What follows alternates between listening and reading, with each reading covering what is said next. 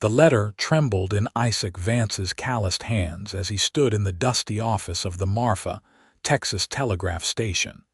The autumn sun of 1882, painting the wooden walls gold through grimy windows. He had not expected to hear from Katherine Bailey ever again. Not after 3 years of silence following their brief courtship that ended when her father dragged her back east to Philadelphia, insisting his daughter deserved better than a Texas Ranger with nothing but a horse and a dangerous profession. The envelope bore her unmistakable handwriting, though the letters seemed rushed and unsteady. Isaac's heart hammered against his ribs as he unfolded the single sheet of paper inside. "Isaac, if you ever cared for me at all, I need your help. My husband died 2 months ago. I returned to Texas to claim the ranch he owned near Marfa, but his business partner refuses to acknowledge my ownership. He has threatened me repeatedly, and yesterday his men ran off my last ranch hand. I am alone here with no one to turn to. The local sheriff is in their pocket. I know I have no right to ask anything of you after how things ended between us, but you are the only honest man I know in this territory. The ranch is 5 miles north of town on Capote Creek. Please, I am desperate and frightened. Katherine."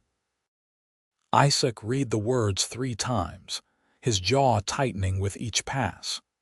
The woman he had loved with every fiber of his being, the woman whose rejection had nearly broken him, was in danger.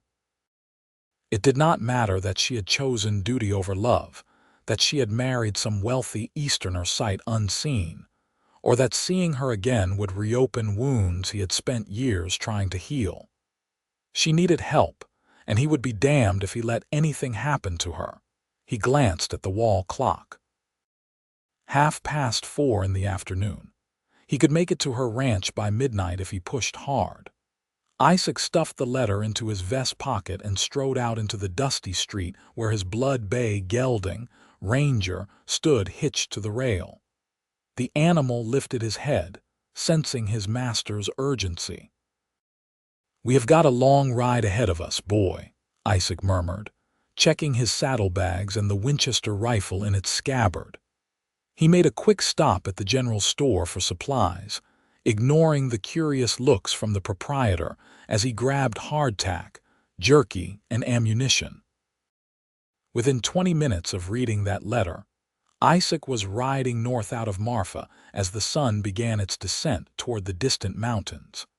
The landscape stretched out before him in shades of gold and amber, the high desert country both beautiful and unforgiving. Isaac kept Ranger at a steady pace, alternating between a ground-eating trot and a canter, always mindful not to push the horse too hard too soon. They had hours ahead of them, and he needed the animal fresh in case there was trouble waiting at the end of this journey. As twilight painted the sky purple and orange, Isaac let his mind wander back to Katherine. She had been 21 when they met, fresh off the stage from visiting her aunt in El Paso, stranded in Marfa when the coach broke an axle. He had been 24, cocky and confident in his Ranger badge, thinking he knew everything about the world. One look into her green eyes had knocked that confidence clean out of him. They had spent 2 weeks together while the stage was being repaired. 2 perfect weeks where he showed her the beauty of the West Texas landscape, taught her to ride properly, shared meals and stories and dreams. She had laughed at his terrible jokes and listened intently to his tales of tracking outlaws across the territory. He had been captivated by her intelligence, her quick wit, her genuine interest in this wild country that was so different from her refined Philadelphia upbringing. Then her father had arrived, furious that his daughter had been cavorting with some lawman in a dusty border town. Katherine had tried to argue, but her father had been immovable. She had responsibilities back east, a position in society to maintain. Isaac had watched her ride away in that coach, her face pressed to the window, tears streaming down her cheeks. 6 months later, he heard through the grapevine that she had married some railroad executive named Marcus Bailey, a man 20 years her senior with more money than God. The news had sent Isaac on a 3-day drinking binge that ended with him in a jail cell and a severe reprimand from his ranger captain. Now she was back, widowed and in trouble, and every protective instinct Isaac possessed roared to life. The memory of her smile, the sound of her laughter, the way she had looked at him like he hung the moon and stars, all of it came flooding back as Ranger's hooves ate up the miles. Full darkness fell, and Isaac lit the lantern hanging from his saddle horn, trusting Ranger's sure footing on the familiar trail. A 3/4 moon rose, bathing the desert in silver light and making navigation easier. He pushed on through the night, stopping only briefly to let Ranger drink from a creek and rest for a few minutes before continuing. Around 11 o'clock, Isaac spotted lights in the distance. His gut told him he was approaching the ranch, but something was wrong. Too many lights, and they seemed to be moving. As he drew closer, his worst fears were confirmed. Torches.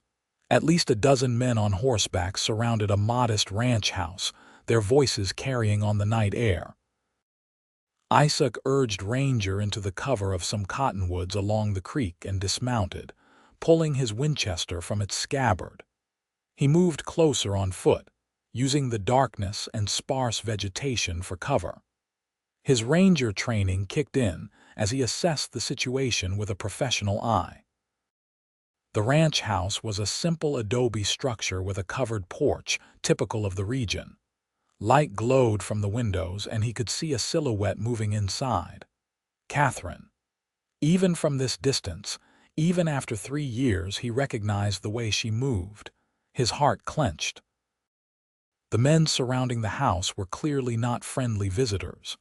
Their horses stamped and snorted, agitated by their riders' aggressive energy. One man sat slightly ahead of the others on a large paint horse, clearly the leader. Mrs. Bailey. The man called out, his voice dripping with false courtesy. "This is your last chance to be reasonable. Sign over your half of the ranch to me, and you can walk away from this with enough money to start fresh somewhere else. Refuse, and well, accidents happen out here all the time. Houses catch fire. Folks get hurt." Isaac's blood boiled. These men were attempting to rob Katherine of her legal property through intimidation and threats. He counted 13 men total, not great odds, but he had faced worse. More importantly, he was a Texas Ranger, and these men were breaking the law. He worked his way around to get a better angle, positioning himself where the moonlight would be in the riders' eyes if they turned his direction. Then he levered around into his Winchester and stepped out into the open. "Texas Rangers." His voice rang out across the night, loud and commanding. "You men are trespassing and making terroristic threats. I suggest you turn those horses around and ride out while you still can." Chaos erupted. Horses wheeled and men cursed, hands dropping to gun belts. The leader on the paint horse spun around, his face contorted with anger and surprise. "There is only one of you, Ranger," the man spat. "Even you are not fool enough to take on 13 men." "Maybe not," Isaac agreed, his rifle steady on the man's chest. "But I guarantee I will take you with me and probably 3 or 4 of your friends. Question is, which 3 or 4 are willing to die tonight for your land grab?" He let that sink in, watching the men exchange uncertain glances. This was the moment that would determine how this night ended. Isaac kept his breathing steady, his finger resting lightly on the trigger, prepared for whatever came next. The front door of the ranch house swung open, and Katherine stepped onto the porch holding a shotgun. Even in the flickering torchlight, she looked exactly as Isaac remembered, maybe a bit thinner, her dark hair pulled back in a simple braid, wearing a practical calico dress. But those green eyes were the same, and they widened when she saw him. Isaac. Her voice carried across the yard, filled with disbelief and relief, and something else he could not quite name. "Stay inside, Katherine," he called back, never taking his eyes off the men. "This will be over soon." The leader, clearly recognizing that the situation had shifted dramatically, raised a hand to his men. "This is not over, Bailey. That ranch should be mine. Marcus promised me before he died." "My husband's will was very clear, Mr. Drummond," Katherine said, her voice stronger now, steadier. "The ranch belongs to me. If you had a different agreement with Marcus, you should have put it in writing." Drummond's face twisted with rage. "Your husband was a drunk and a fool, and you are an even bigger fool for coming back here. One ranger cannot protect you forever." "Maybe not," Isaac interjected, taking a deliberate step forward. "But I can make your life extremely difficult. Extortion, terroristic threatening, attempted theft, and I am betting if I dig into your operation, I will find plenty more to charge you with. Now, I am going to count to 10, and if you and your boys are not riding away from here, I am going to start shooting. 1. He did not get to 2. Drummond jerked his horse's reins and wheeled the animal around. "Let us go. This is not worth getting killed over tonight." "But mark my words, Bailey. This land will be mine." The group thundered off into the darkness, their torches bobbing like malevolent fireflies. Isaac kept his rifle ready until the sound of hoofbeats faded completely. Then he lowered the weapon and turned toward the house. Katherine stood frozen on the porch, the shotgun hanging loose in her hands, staring at him like he was a ghost. Slowly, Isaac walked toward her, his boots crunching on the hard, packed dirt of the yard. When he reached the bottom step of the porch, he looked up at her and felt 3 years of carefully constructed walls crumble to dust. "You came," she whispered, and then the shotgun clattered to the porch as she rushed down the steps straight into his arms. Isaac barely had time to set his rifle aside before she collided with him, her arms wrapping around his neck, her face pressed against his chest.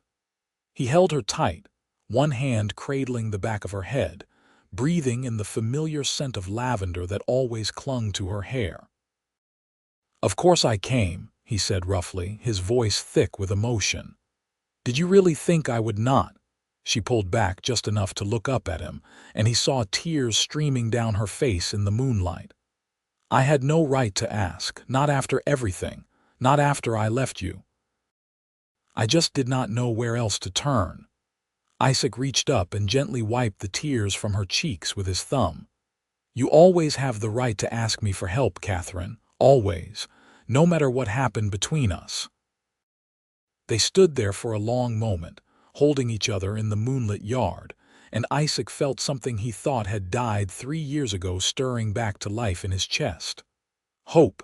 Finally, Katherine stepped back, wrapping her arms around herself.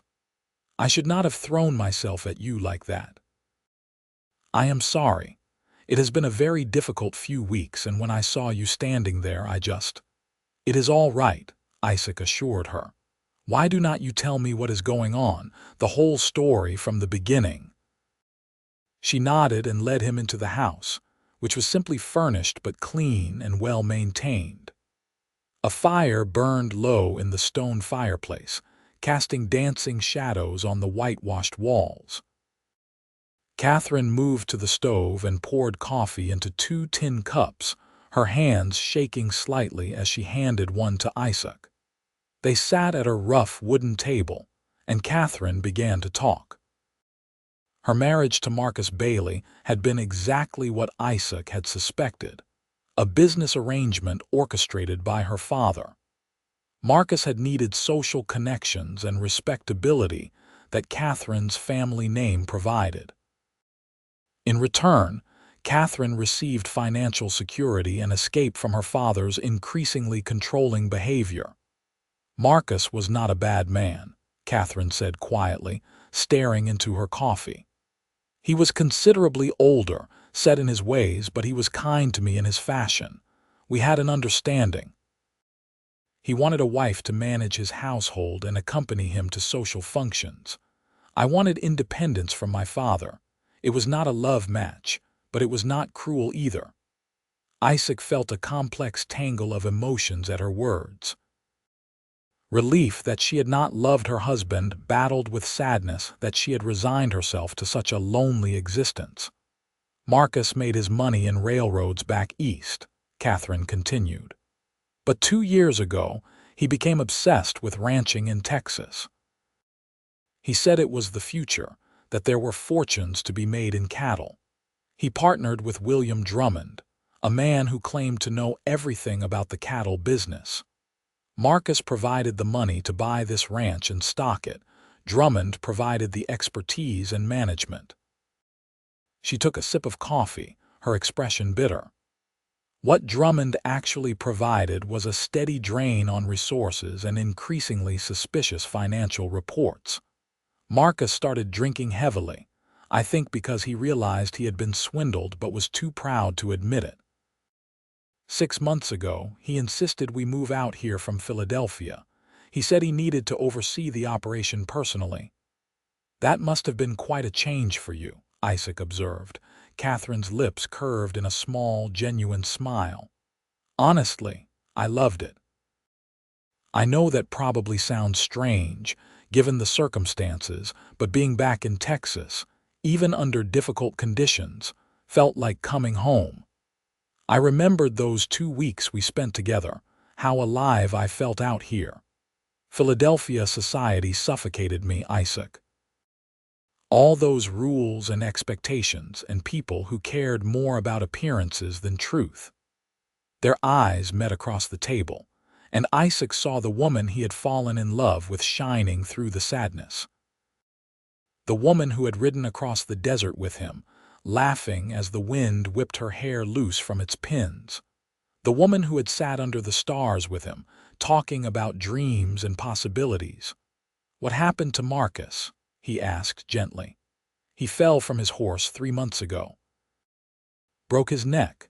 He had been drinking and his horse spooked at a rattlesnake. Katherine's voice was flat, stating facts. Drummond claimed it was a tragic accident. The local doctor agreed, but I found Marcus's journal afterward. He had written that he suspected Drummond of altering the ranch's books, of selling off cattle and pocketing the profits. He was planning to confront Drummond and dissolve the partnership. Isaac leaned forward, his ranger instincts fully engaged now. You think Drummond had something to do with his death? I cannot prove it, Katherine said. But yes, I believe so. And I know for certain that Drummond has been trying to force me off this land ever since. First, he tried to convince me to sell to him for a fraction of what the ranch is worth. When I refused, he started a campaign of intimidation. My ranch hands quit after Drummond's men threatened them. My fence lines have been cut, allowing cattle to wander off. Equipment gets sabotaged, and the threats have been getting more direct. What does the sheriff say about all this? Katherine laughed bitterly. Sheriff Holcomb is Drummond's cousin. He made it very clear that he thinks I should go back east where I belong and leave ranching to men who know what they are doing. When I reported the threats, he told me I was being hysterical and that Drummond was just trying to conduct legitimate business. Isaac felt his anger rising again. So you wrote to me. I did not know what else to do. I was down to my last ranch hand, a kind old man named Tom who used to work for Marcus. After Drummond's men beat him and left him on my porch as a warning, Tom begged me to leave before I got killed. He had a sister in El Paso, so I gave him money to go there and recover. That was 3 days ago. Since then, I have been alone, wondering how long before Drummond decides to escalate from threats to action. She looked at Isaac with those green eyes that had haunted his dreams for 3 years. I know I hurt you badly when I left. I know I have no right to ask anything of you. But you are the only person I trust, Isaac. The only person I know who cannot be bought or intimidated, who will do what is right simply because it is right." Isaac reached across the table and took her hand, feeling the jolt of connection that had always existed between them. "You did hurt me, Katherine. I will not pretend otherwise. But that does not mean I am going to let anyone harm you or steal what is rightfully yours. I am here now, and I am going to help you sort this out." Relief flooded her features, and she squeezed his hand tightly. "Thank you. Thank you so much." They talked long into the night, with Isaac asking detailed questions about the ranch's finances, Marcus's partnership agreement with Drummond, and the specific threats she had received. Katherine proved to have a sharp mind for business, producing ledgers and documents that painted a clear picture of systematic theft and fraud. As the night deepened, exhaustion began to show on Katherine's face. Isaac finally insisted she get some rest, promising to keep watch in case Drummond's men returned. She showed him to a small guest room, but he had no intention of sleeping. Instead, he settled into a chair on the front porch with his rifle across his knees, watching the moonlit landscape and thinking. The situation was worse than he had initially thought. Drummond was not just trying to intimidate a widow into selling. He was covering up fraud and possibly murder. With the local law in Drummond's pocket, Katherine had no legal recourse through normal channels. Isaac would need to build a case solid enough to bring in federal marshals or appeal to the territorial governor. But that would take time, and Drummond clearly was not willing to wait much longer. Tonight's confrontation had bought them some breathing room, but it was not a permanent solution. Isaac needed a plan, and he needed allies he could trust. As dawn painted the eastern sky pink and gold, Isaac heard movement inside the house. Soon, Katherine emerged carrying 2 fresh cups of coffee. She had changed into a split riding skirt and a simple white blouse, her dark hair braided down her back. She looked younger in the morning light, more like the woman he remembered. "Did you sleep at all?" she asked, handing him a cup. "I will sleep when you are safe," he replied, accepting the coffee gratefully. "I have been thinking about our situation. Drummond is not going to give up, and we need more than just my word against his. We need evidence of his crimes and allies who will stand with us."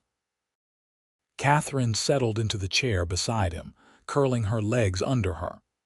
"What do you suggest?" "First, I need to send a telegram to my captain, let him know the situation and request backup. Even if the local sheriff is compromised, Drummond will think twice about moving against a Texas Ranger. Second, we need to secure this ranch. Can you shoot?" "Marcus taught me to handle a rifle reasonably well," Katherine said, "and I am decent with that shotgun." "Good. We are going to fortify this place as best we can. Third, I want to ride the property, check your fence lines, get a sense of the layout. If Drummond's men have been rustling your cattle, there will be signs." Over the next several days, Isaac threw himself into the work of protecting Katherine and building a case against Drummond. He rode into Marfa and sent his telegram, enduring Sheriff Holcomb's barely concealed hostility. He hired 2 former rangers he knew and trusted to help guard the ranch, paying them out of his own pocket until Katherine's financial situation improved. Together, Isaac and Katherine worked to repair the ranch. They fixed broken fence lines, took inventory of the remaining cattle, and documented every instance of sabotage and theft they discovered. Working side by side under the hot Texas sun, something began to shift between them. The old connection that had drawn them together 3 years ago sparked back to life, but it was deeper now, tempered by loss and hardship. Isaac found himself noticing little things, the way Katherine pushed a stray strand of hair behind her ear when she was concentrating, the sound of her laughter when one of the new ranch hands told a terrible joke, the fierce determination in her eyes when she talked about keeping her land. Katherine, for her part, seemed to blossom in Isaac's presence. The scared, desperate woman who had written that letter transformed back into the vibrant person he remembered. She had opinions about how the ranch should be run and was not afraid to voice them. She worked as hard as any of the men, refusing special treatment. And sometimes, Isaac caught her watching him with an expression that made his heart race. But there was still a wall between them, built from hurt and uncertainty. Isaac did not know if Katherine saw him as merely a protector and friend, or if she felt the same pull he did. And he was terrified of pushing too hard, of scaring her away again just when she had come back into his life. 2 weeks after his arrival, Isaac's patience with the waiting game ran out. Drummond had been suspiciously quiet since the confrontation, which made Isaac nervous. Men like Drummond did not simply give up. They plotted and planned and struck when their opponent least expected it. His instincts proved correct when one of the ranch hands discovered a section of fence cut and a dozen head of cattle missing. But this time, the rustlers had been sloppy, leaving a clear trail heading northeast toward Drummond's property. Isaac assembled his 2 hired men and prepared to follow the trail. Katherine insisted on coming along, and though every protective instinct Isaac had screamed against it, he recognized the steel in her eyes and knew arguing would be futile. They tracked the cattle for several hours, following a winding route that seemed designed to confuse anyone attempting pursuit. But Isaac had tracked far cleverer criminals than cattle rustlers across far more difficult terrain. The trail led exactly where he expected, right to a hidden canyon on what Katherine confirmed was Drummond's land. The canyon was perfect for hiding stolen cattle, with only one narrow entrance and good grass and water inside. Isaac counted at least 50 head bearing Katherine's brand, far more than just the dozen taken last night. This had clearly been going on for months. "We need to document this and get the cattle back to your land," Isaac said quietly, scanning the canyon rim for guards. "This is the evidence we need." They were in the process of rounding up the cattle when a gunshot cracked across the canyon, the bullet striking rock near Isaac's head and sending stone chips flying. More shots followed as Drummond's men appeared on the canyon rim, at least 8 riders armed with rifles. "Get to cover," Isaac shouted, drawing his pistol and returning fire. The canyon erupted into chaos, with bullets ricocheting off stones and cattle bellowing in panic. Katherine pressed herself against a boulder, her rifle in her hands, and Isaac felt a spike of terror at the danger he had brought her into. The firefight was brief, but intense. Isaac and his men were outnumbered but had better cover among the canyon floor's scattered rocks. They held their ground, making every shot count, until Drummond's men realized they could not dislodge the Rangers without suffering significant casualties. The attackers withdrew, their parting shots echoing off the canyon walls. In the ringing silence that followed, Isaac rushed to Katherine's side. "Are you hurt?" She shook her head, her face pale but her hands steady on her rifle. "I am fine, but we should leave before they come back with more men." Isaac agreed. They quickly gathered the cattle and drove them back toward Katherine's ranch, taking a different route and keeping watch for ambush. By the time they arrived home, night was falling and everyone was exhausted.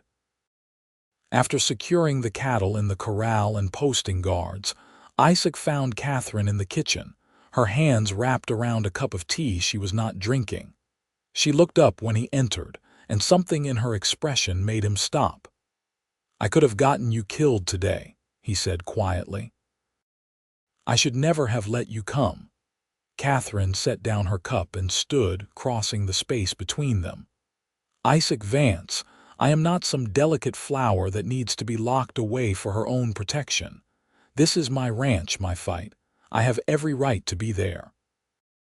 I know, but if something happened to you, he stopped, unable to finish the thought. What? She pressed, moving closer. If something happened to me, what? Isaac looked into her eyes and felt all the words he had been holding back for weeks, for years, rushing to the surface. It would destroy me, Katherine. Losing you the first time nearly broke me. If I lost you again, especially because of something I did, I would not survive it. Her breath caught, and he saw tears shimmering in her green eyes. Isaac, I am still in love with you, he said, the words tumbling out now, unstoppable. I never stopped. I tried, God knows I tried, but you are in my blood, Katherine. You always have been. And I know you probably do not feel the same way. I know I am just the ranger who came to help, but I needed you to know. Katherine reached up and cupped his face in her hands, her touch gentle. You foolish, wonderful man.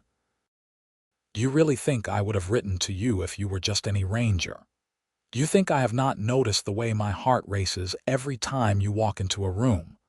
I have been in love with you since those 2 weeks we spent together 3 years ago, Isaac. Marrying Marcus, that was duty and fear and me being too much of a coward to fight for what I really wanted. But I am not that scared girl anymore. She rose on her toes and kissed him, and Isaac felt the world realign itself around this moment. This kiss was nothing like the tentative, sweet kisses they had shared 3 years ago. This was deeper, full of longing and loss and the fierce joy of finding each other again against all odds. When they finally broke apart, both breathing hard, Isaac rested his forehead against hers. I am not going anywhere this time. Whatever happens with Drummond, whatever comes next, I am staying right here with you. Promise, Katherine whispered. I swear it on my life. They stood there in the quiet kitchen, holding each other as the candles burned low, and for the first time in 3 years, Isaac felt complete. The next few weeks brought a whirlwind of activity and change. Isaac's captain responded to his telegram with authorization to investigate Drummond officially, and the promise of 2 more rangers to assist. With proper legal authority and backup, Isaac began building an ironclad case against Drummond. The rustled cattle with Katherine's brand found on Drummond's land provided solid evidence of theft. Isaac also uncovered evidence that Drummond had been systematically falsifying the ranch's financial records, skimming profits, and selling cattle that belonged to the partnership for personal gain. Most damning of all, Isaac tracked down the doctor who had examined Marcus Bailey's body. After some pressure and the promise of immunity, the doctor admitted that Drummond had paid him to rule the death and accident, despite evidence suggesting the horse had been deliberately spooked, and that Marcus had bruises consistent with a struggle. With the case built and reinforcements on the way, Isaac and Katherine prepared for the final confrontation. Sheriff Holcomb tried to interfere, warning Drummond about the incoming rangers, but Isaac had anticipated this and used it to his advantage. When Drummond attempted to flee with his ill-gotten gains, Isaac and his men were waiting. The arrest was almost anticlimactic after all the buildup. Faced with overwhelming evidence and multiple rangers, Drummond surrendered without violence, though his threats and curses echoed through the Marfa jail for days. Sheriff Holcomb was removed from office pending investigation into his corruption, and the territorial governor appointed a temporary replacement who actually cared about upholding the law. As the legal machinery ground forward, Katherine worked to rebuild her ranch. With the stolen cattle returned and Drummond's fraudulent claims dissolved, she suddenly found herself the sole owner of a substantial and profitable operation. Isaac helped her hire honest ranch hands and a foreman who knew the cattle business inside and out. Through it all, their relationship deepened and strengthened.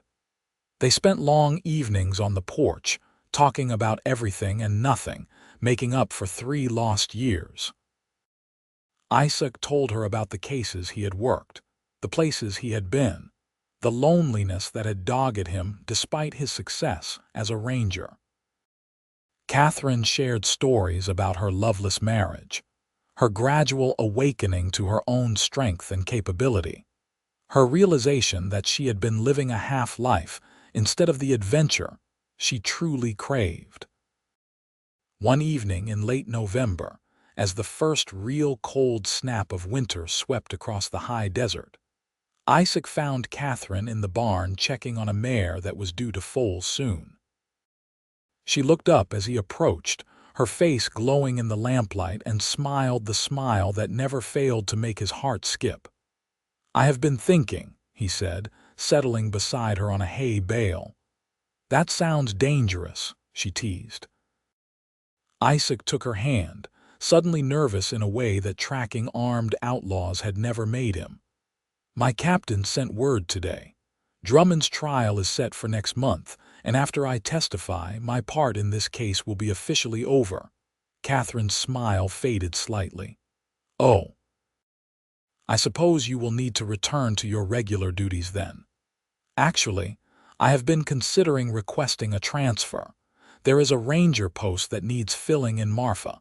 It would mean I could be based here instead of ranging all over the territory." He paused, gathering his courage. "That is, if you would want me to stay." "Isaac, of course I want you to stay. I thought that was obvious." He slipped off the hay bale and dropped to one knee, still holding her hand. Katherine's eyes went wide, her free hand rising to cover her mouth. "Katherine Bailey, I have loved you since the moment you stepped off that stage 3 years ago, covered in dust and complaining about the terrible roads. I lost you once and spent 3 years in a kind of living death without you. Now that I have found you again, now that I know you love me too, I cannot imagine spending another day without making you permanently mine." He reached into his pocket and pulled out a simple gold band set with a small emerald. "It is not much, not compared to what your first husband could give you." "Stop," Katherine interrupted, tears streaming down her face. "It is perfect. You are perfect. Yes, Isaac, yes, I will marry you. I would marry you right this second if there was a preacher handy." Isaac stood and swept her into his arms, spinning her around the barn while she laughed and cried and held onto him.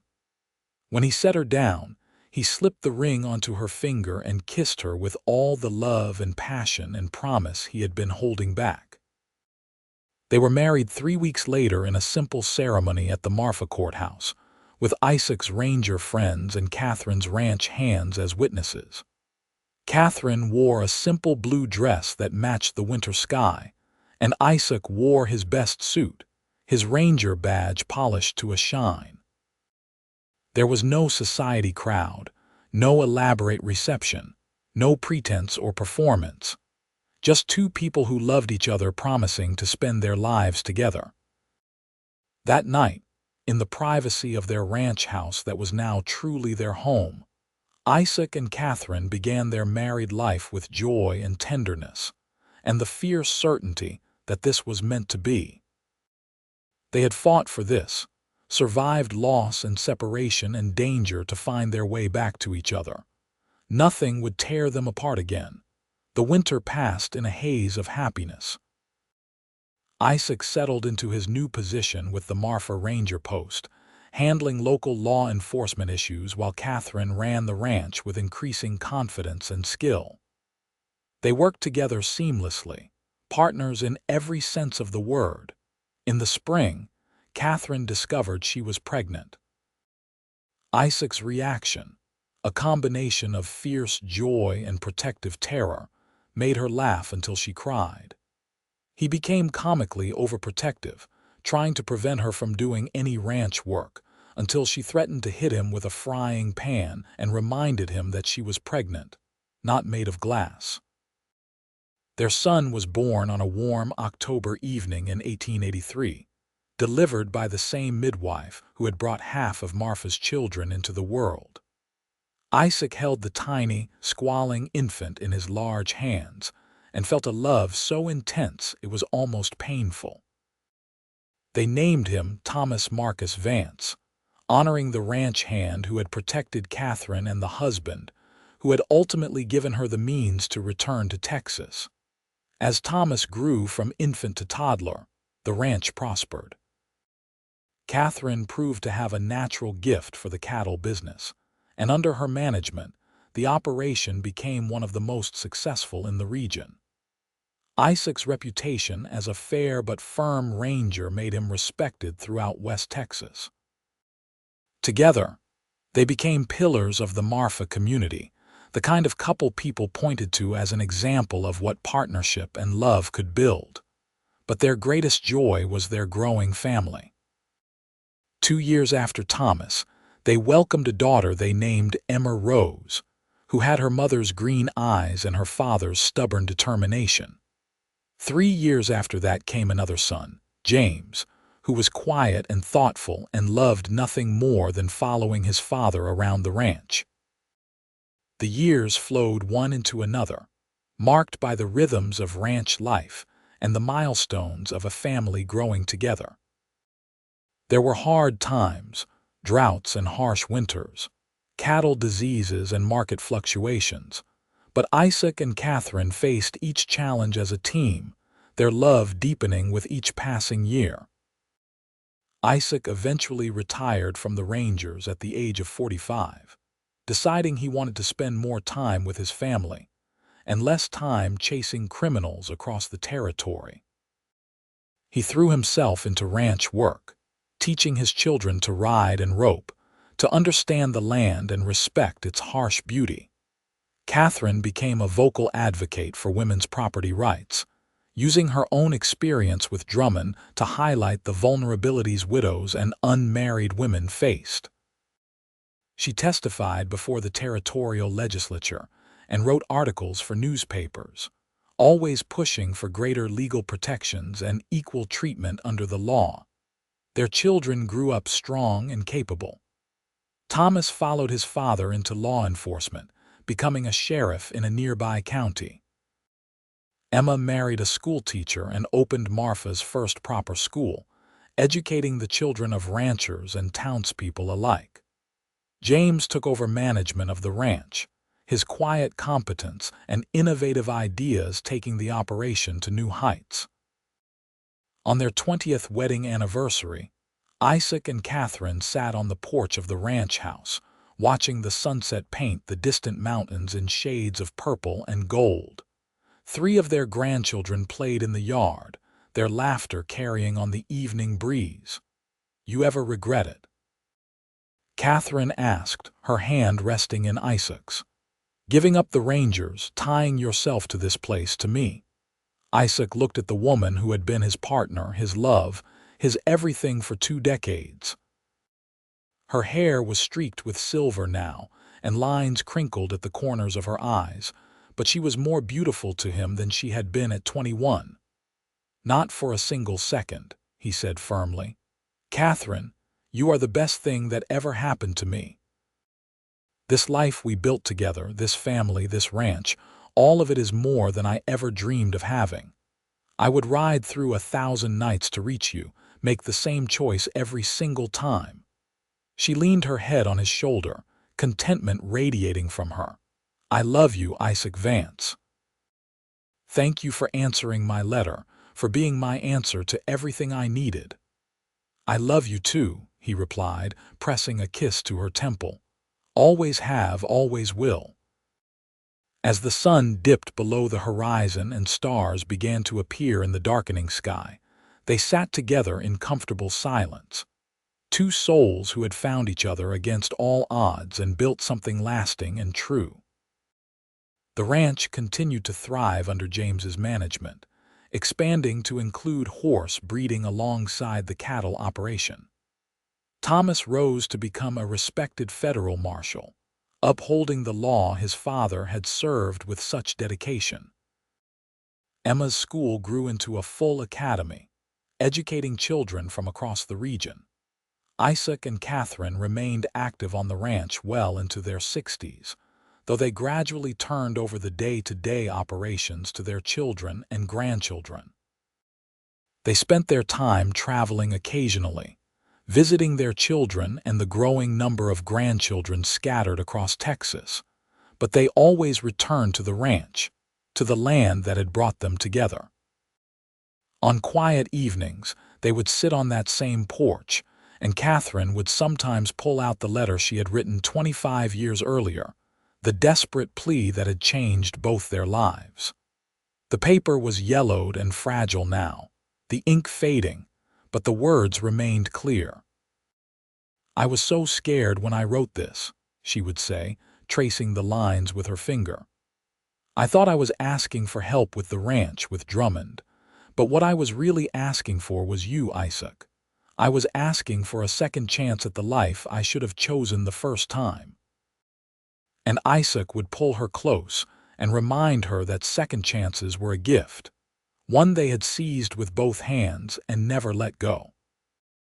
They celebrated their 30th anniversary surrounded by children, grandchildren, and even a few great-grandchildren, the ranch house bursting with family and love and laughter. Looking around at the life they had built, the legacy they would leave behind, Katherine felt a profound sense of peace and gratitude. The scared young woman who had written that desperate letter had become a strong, confident matriarch. The heartbroken ranger who had ridden through the night had found the home and family he had always longed for. Together, they had created something beautiful and lasting. As they grew older still, their steps slower but their love undiminished, Isaac and Katherine spent long hours reminiscing about their journey together. The wild ride through the night to reach her, the confrontation with Drummond's men, the slow rebuilding of trust and love. The wedding, the children, the challenges overcome side by side. When Isaac passed away peacefully in his sleep at the age of 78, Katherine grieved deeply but without regret. They had been given 40 wonderful years together, far more than that scared young widow and determined ranger could have hoped for when their paths crossed again in 1882. She lived 3 more years, spending her time with her children and grandchildren, continuing to advocate for women's rights and proper land management practices. She died quietly one spring morning with her family around her, her last words a whispered, "I am coming, Isaac." They buried her next to Isaac on a hill overlooking the ranch with a simple headstone that read, "Katherine Bailey Vance, 1859–1918. Beloved wife, mother, and pioneer, she found her strength in the West." The ranch remained in the family for generations, a testament to the love and determination that had founded it. And sometimes, on quiet evenings when the wind blew just right across the Texas desert, folks swore they could see 2 figures sitting on the old ranch house porch, hands intertwined, watching the sunset together for eternity. The story of Isaac and Katherine became part of Marfa's local lore, the tale of the desperate letter and the ranger who rode through the night to answer it. Parents told their children about the power of true love and second chances. Young couples starting out would visit their graves for luck and inspiration. But more than a romantic story, it was a testament to courage, the courage to ask for help when needed, the courage to answer that call despite past hurts, the courage to fight for what was right, and above all, the courage to love fully and completely without holding back. The legacy Isaac and Katherine built extended far beyond their ranch or even their family. Katherine's advocacy led to stronger property rights for women throughout Texas. Isaac's example of principled law enforcement influenced a generation of rangers and lawmen. Their children and grandchildren spread across the West, carrying with them the values of integrity, hard work, and deep love that their parents had embodied. Thomas Vance became known as one of the most effective federal marshals in the Southwest, famous for his fairness and his father's same unshakable commitment to justice. He married late, at 35, to a woman who ran a successful general store, and they raised 4 children who all went into public service in various capacities. Emma Rose's school evolved into one of the finest educational institutions in West Texas, accepting students regardless of their family's wealth or social position. She taught for 40 years, influencing hundreds of young minds, and wrote several books on education reform that were used throughout the territory and later the state. James Vance transformed the ranch into a model operation, pioneering new breeding techniques and sustainable grazing practices. He married his childhood sweetheart and had 6 children, 5 of whom remained involved with the ranch in various capacities. The Vance Ranch became known throughout Texas for quality livestock and ethical business practices. The ripples of that one desperate letter, that one nighttime ride, that one answered prayer for help, spread outward through time, touching countless lives. Every law Isaac enforced fairly. Every woman Katherine helped gain her rights. Every child Emma educated. Every innovation James implemented. Every criminal Thomas brought to justice. All of it stemmed from that moment when 2 people found each other again and chose love. In 1932, on the 50th anniversary of Isaac's ride to Katherine's rescue, the town of Marfa erected a small monument in the town square. It depicted a ranger on horseback, riding hard through the night, and bore a simple inscription. He found her letter asking for help, rode through the night to be her answer, in honor of Isaac and Katherine Vance and all those who answer the call. The monument became a gathering place for the community, a reminder that heroism was not always about grand gestures or famous deeds. Sometimes it was about showing up when someone needed you, about being willing to ride through the darkness to reach someone in trouble, about choosing love and duty over comfort and safety. Descendants of Isaac and Katherine would gather at the monument each year, now numbering in the dozens, spanning from great-grandchildren to great-great-great-grandchildren. They would share stories passed down through the generations, keeping alive the memory of the couple whose love had started it all. They told of Katherine's fierce independence and sharp mind, how she had transformed a failing ranch into a thriving enterprise. They spoke of Isaac's integrity and courage, how he had never backed down from what was right even when it would have been easier to look away. Most importantly, they talked about the deep, abiding love that had sustained the couple through decades of partnership. The ranch itself remained operational well into the 20th century, though it eventually was donated to the state of Texas as a historical site and working museum. Visitors could tour the original ranch house, see the room where Isaac and Katherine had sat drinking coffee that first night, stand on the porch where they had held each other as dawn broke. The letter itself, carefully preserved, was displayed in a small museum on the ranch grounds.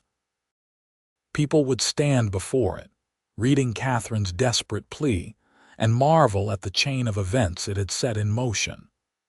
The fragile piece of paper, with its hasty handwriting and obvious distress, represented a pivotal moment when fate and choice intersected. "Isaac, if you ever cared for me at all, I need your help." Those words, written in desperation by a frightened widow, had called forth a love story for the ages. They had summoned a man who rode through the night without hesitation, who faced down armed outlaws, who built a life and legacy that would endure for generations. In the end, that was the true power of Isaac and Katherine's story. It was not just about romance, though their love was deep and true. It was not just about justice, though they fought for what was right against significant odds.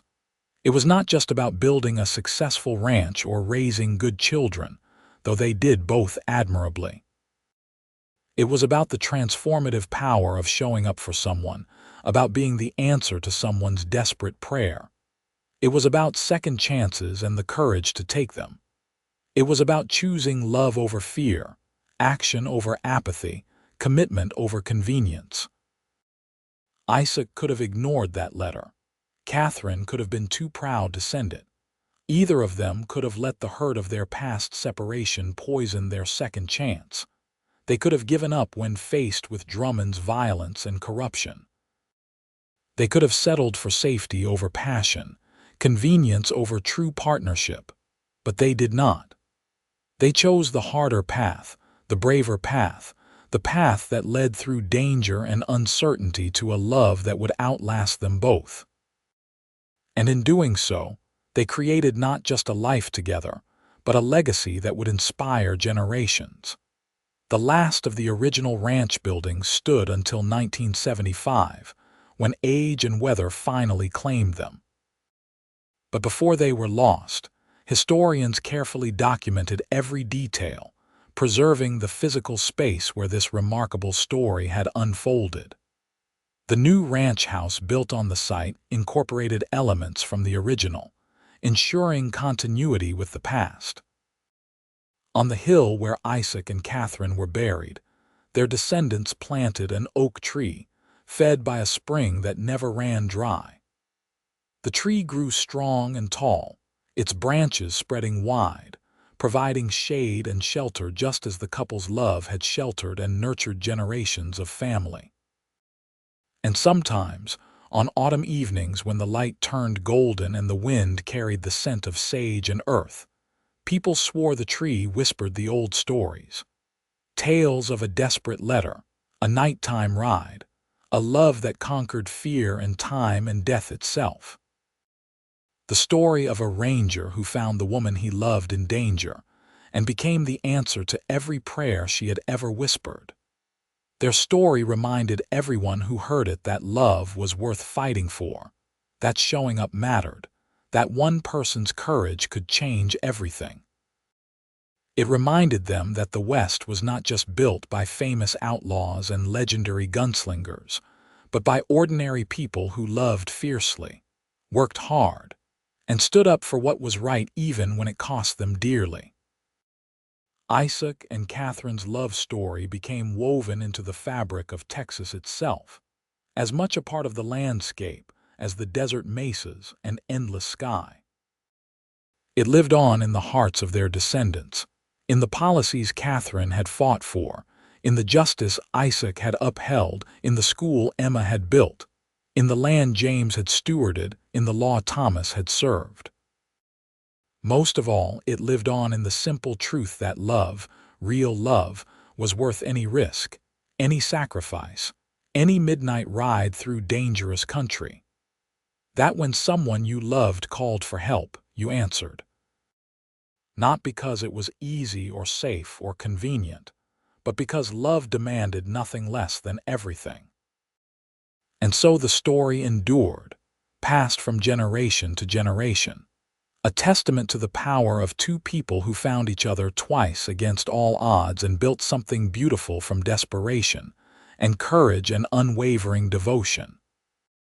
A ranger and a widow, brought together by a desperate letter and a willingness to ride through the night, whose love became legend.